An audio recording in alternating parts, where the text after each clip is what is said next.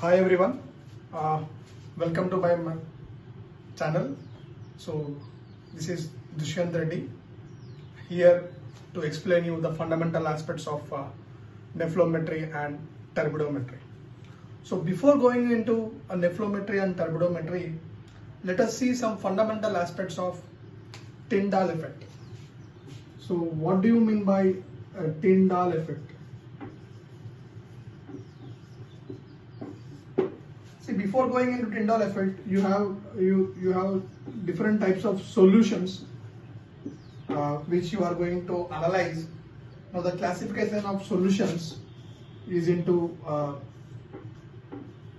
many types, but roughly I am classifying into a true solution. Next one is a suspension. The other one is your emulsions. This is the fundamental classification of your solutions. Now, in true solution, there is no suspended particles in a solution. That is, it is a very clear solution where you do not see any sort of Tyndall effect. Now, what is Tyndall effect? Tyndall effect is the ability of scattering the incident light by the particles present in a solution. That is called as Tyndall effect.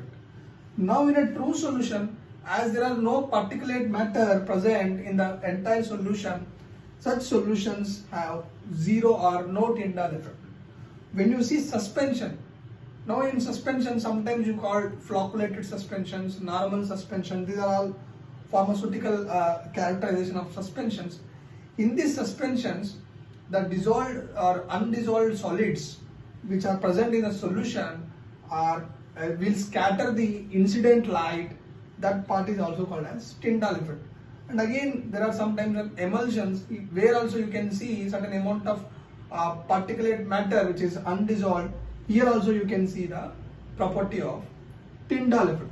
Now let us see some fundamentals of scattering of light before going into our basic analysis.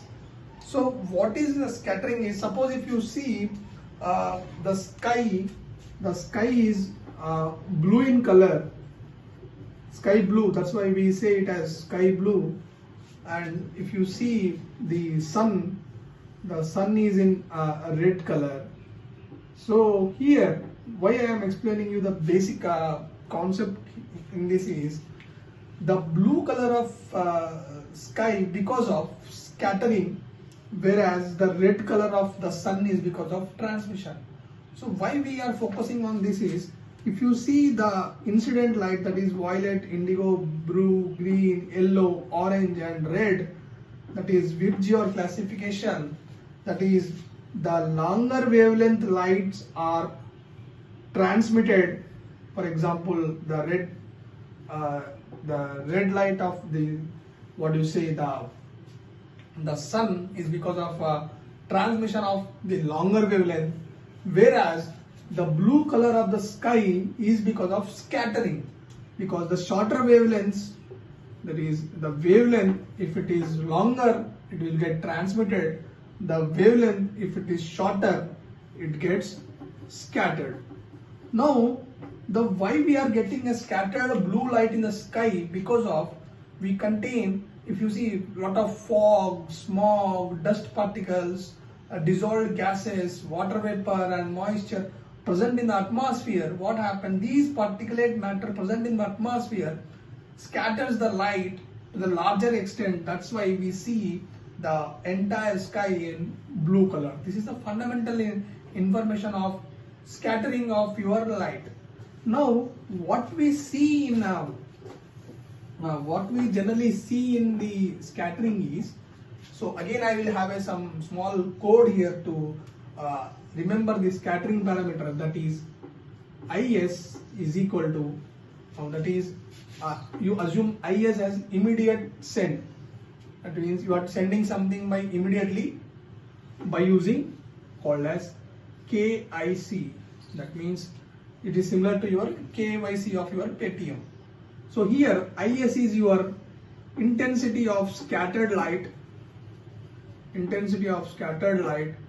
K is constant for the solution, I is incident light, intensity of incident light, and C is your concentration of solution. This is the fundamental information which you are going to see in an nephelometric and turbidometric analysis. So further, let us see how an nephelometric and turbidometric analysis look like. Here, the fundamental aspects is selection of wavelength. The wavelength should be selected in such a way that your particles present in a solution should not absorb the light, because we are not focusing on the absorption, we are focusing on the scattering. Now see, already if you see the scattering of light, so if you remember the Raman spectroscopy, if you do not remember, please go back to my lectures on Raman spectroscopy, you can see there. Here in the scattering, you have several types of scattering. One is at a Rayleigh scattering, that is elastic scattering, and the other two are inelastic scattering, that are Stokes scattering and that is anti-Stokes scattering. This is the fundamental classification of your scattering phenomena. Here in the nephelometric and turbidometric analysis, we focus mainly on the Rayleigh scattering, that is elastic scattering. So what exactly happens in this nephelometric analysis is, here the instrumentation part is similar to your your calorimetric or simple UV visible absorption spectroscopy, but with some changes. Let us see those changes with respect to turbidometric analysis as well as nephelometric analysis. Now you will have an incident light source, that is the source of your electromagnetic radiation, that is generally the tungsten lamp or mercury vapor lamp. So again, it depends upon what type of analysis you are doing. Suppose you are focusing on the we are focusing on nephelometry, then you will use mercury vapor lamp. Suppose if you are using turbidometric analysis, you use the tungsten lamp, because this is a source of information which you need to know. Now this is your source of light. Now here you have a collimator. Always remember that whenever you have a collimator in any part of spectroscopy, that is it will focus the incident light onto the something, either onto the sample or onto the gratings or onto some other thing. So this is your collimator which will direct the light onto certain part. Okay. Now from the collimator you will have some light which will go onto an entrance slit. Now this is your entrance slit, and you have a prism or a diffraction gratings. Now what is the role of prism or diffraction grating? We have already seen in the earlier part. Now whatever the light is focused by the collimator onto the prism or diffraction grating, this is your polychromatic light will be converted into your monochromatic light, and the monochromatic light will come out as a exit slit, that is your entrance slit, and this is your exit slit, and this will fall onto your sample.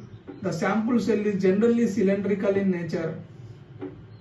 This is your that is your cuvette is generally cylindrical in nature, and it will fall onto the sample based upon the particle size of your particle size, concentration, and so many factors. Based upon the incident wavelength also, the wavelength should also be selected in such a way that the particles should not absorb the incident light. This is the fundamental part of your spectroscopic technique. Now if you have an detector 90 degrees towards your source of light, then such technique is called as nephelometric analysis. Suppose if you have a detector at your 180 degrees, that is in the same line of your source, such technique is called as turbidometric analysis. Now you should have get one doubt, why we are using 90 degrees nephelometry, why we are using turbidometry. Let us see the basic concept, what exactly we are focusing on in this is, you have a sample, okay, that is cylindrical sample. Now that my light is focused here, so this is my particles. Suppose these are larger in nature and large concentration. Now the complete lights get scattered, so only certain amount of light gets transmitted. In such cases, my prime focus will be on the transmitted light, that is out of remaining of scattering is gone. This is scattering, that is front scatter, that is back scatter sometimes. See, again you should remember that the particles in a solutions exhibit Brownian motion. So they are not constant, but they are Brownian motion. Whatever the data you get is because of a sigmoidal plot of mean value. So you should not say that the particles are static, they are in Brownian motion. After certain time, these all particles settle at the bottom, so you do not see any part of your scattering in your sample. So this is also one of the most fundamental in your turbidometric analysis. So next thing is, when the concentration or particle size is enough to scatter the light and the transmitted light is studied here. In other cases where your concentration is very less enough, that means your concentration of solution is very dilute, that means that cannot cause sufficient scattering in your solution. So there is no much difference between incident light and transmitted light. So that in such cases we use a 90 degrees detectors which focus on minute scattering in the sample. Such a technique where we study the scattering by the dilute solutions at 90 degrees to the incident light. Such technique is called as nephelometric analysis, whereas which we study at 180 degrees, it is called as turbidometric analysis. This is a fundamental information in your nephelometry and turbidometry. Okay, now let us see what are the difference in nephelometry and turbidometry, and whether, see, your nephelometry is similar to your fluorescence instrument, because in fluorescence also we focus on the detector at 90 degrees to the source of light, and if you go for your turbidometry, that is similar to your UV spectrometer or calorimeter, because we focus on the detector at 180 degrees towards the source. This is a fundamental information. Let us see some differences between nephelometry and turbidometry. So this is your nephelometric analysis, and this is a turbidometric analysis. So in nephelometry, the detector is detected at 180 degrees. Now when you say degrees, with respect to your source of light, that is incident light. Now the detector is at, this is nephelometry is 90 degrees. Nephelometry is 90 degrees. Turbidometry is 180 degrees towards the source of light. And nephelometry is similar to your fluorescence. Again, how you remember this? How nephelometry and fluorescence, because if you have flow and flow common in these two techniques, so you see as nephelometry. Now here, turbidometry, again it is similar to your UV visible absorbance spectroscopy or calorimetry, because here also we use the transmitted light. So that's why you remember that turbidometry is similar to your calorimetry or simple UV visible absorption. This is the fundamental information.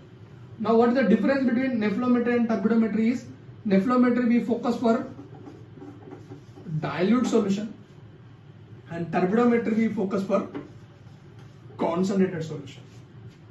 So again, now how nephelometry and fluorescence differ by, these two differ, nephelometry and fluorescence. See, in nephelometry we focus on scattering of light, whereas in fluorescence we see the emission properties. So this is the fundamental difference between nepherometry and fluorescence. In turbidometry also we see the scattering of light, whereas in UV visible we see the transmitted light. This is the fundamental difference between nepherometry and turbidometry.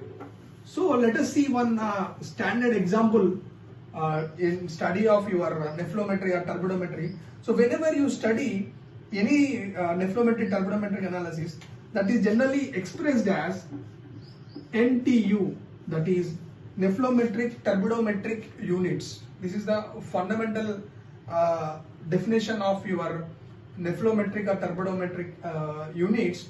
So this is which you have need to know. Generally, estimation of halogens. Generally you say that is a limit test, especially towards the chloride. That is limit test is generally follow the principle of turbidometry. So what exactly we study here is we take two Nessler cylinders. So see, this should be uniform in length and dimensions and everything. Standard Nessler cylinders. You mark it as reference and sample. The sample you have halogen, that is your chloride. The sample do not have your halogen. This is the fundamental information. Now you add reagent which create some amount of turbidity in the solution. Okay. Now you add here again reagent. This reagent is again your BaSO4, barium sulfate, and other standard agents are also added. Now when barium sulfate is added, this barium reacts with your chlorine and form barium chloride. And at the initial stages, once you add, you take the nepherometric or turbidometric units in a nepherometric instrument or turbidometric instrument, and generally you observe the total amount of light scattered by this. But as the concentration of barium sulfate increases, what happens? The total amount of halogen which is present in the solution, which is scattering your light, completely goes down as it gets precipitates. So whatever we are studying in the nepherometric and turbidometric analysis is based upon the Brownian movements of particulate matters or insoluble particulate matters present in your suspended in the solution. So generally there are two types of whenever it is insoluble, either it is get precipitated or it is suspended. So this is the fundamental. If it is soluble, again we do not discuss those things. So this is the fundamental information of your nepherometric and turbidometric analysis. So again, let us see one standard reagent which is used in your nepherometric and turbidometric analysis. That is, the standard reagent is famazine polymer. This polymer is used as your standard polymer in water to study the turbidometric analysis. So again, how it is prepared is very simple. This is prepared by mixing of hexamethylene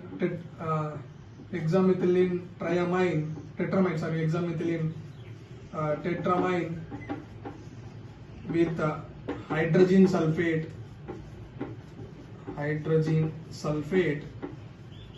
So you will get the famazine. So again, let me tell you how to. This is famazine. Structure is very simple. So you draw any hexamethylene tetramine. So let me tell you. So you have an polymer famazine. I am showing here famazine. So here you get N, and N. So here it is again. This is your famazine.